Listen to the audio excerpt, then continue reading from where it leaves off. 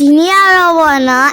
မာစားတာဖြစ်တော့ပါတယ်ဒီနေ့မိုးအေးလေးနဲ့လေဂျုံအောင်ဆက်ရန်စားတော့ပြီးလူတွေတက်လေညီမြပါတယ်ကြက်ဥလေးလည်းပါအရန်ကောင်းတယ်ပေါ့နော်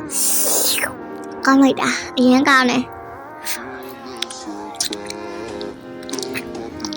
အရန်ကောင်းမှတော့ပေါ့ပြီးလို့ရှိရင်လည်းလူတွေဟာရလည်းဖြစ်စေတယ်ပြီးလို့ရှိရင်ကွန်မန်ကလေးမှာကြိုက်တဲ့လူတွေရှိခဲ့ပါအရန်ကောင်းပါမိုးအေးလေးနဲ့ပေါ့စားလို့အရန်ကောင်းပါပြီးအေးအရှင်မှာဟိုပါပါတယ်ကျမတော့ဒီနားမှာပြီးတော့မှပြမယ်အဲ့မှာချင်းရပါပါတယ်ပြီးတော့မှထောင်ပြပါပေါ့နော်အခုတော့စားလိုက်ပါမယ်အရန်ကောင်းပါတ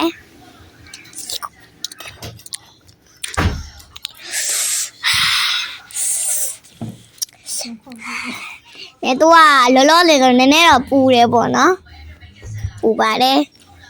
အရန်တော့ကောင်းတယ်အရန်ကောင်းတယ်ပူတယ်ပေါ့နော်အရတာအရန်ကောင်းလိုက်တာ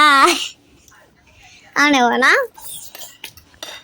အရန်ကောင်းတယ်ပေါ့နော်အရတာလေးအရန်စားလို့ကြောက်လေးတွေလည်းစားပြီးအဲ့တမှာအရွက်ကလေးလည်းပါပါတယ်ဟုတ်ကဲ့ပါအရွက်ကလေးလည်းပြပါတယ်ဟုတ်ကဲ့ပါတတပါဒီမှာအချင်းပြပြီးမှာအချင်းပြပြီးပေါ့နော်ကျမပြတတပါဒီဘေးနားမှာမိအောင်ခီချင်းနေပါ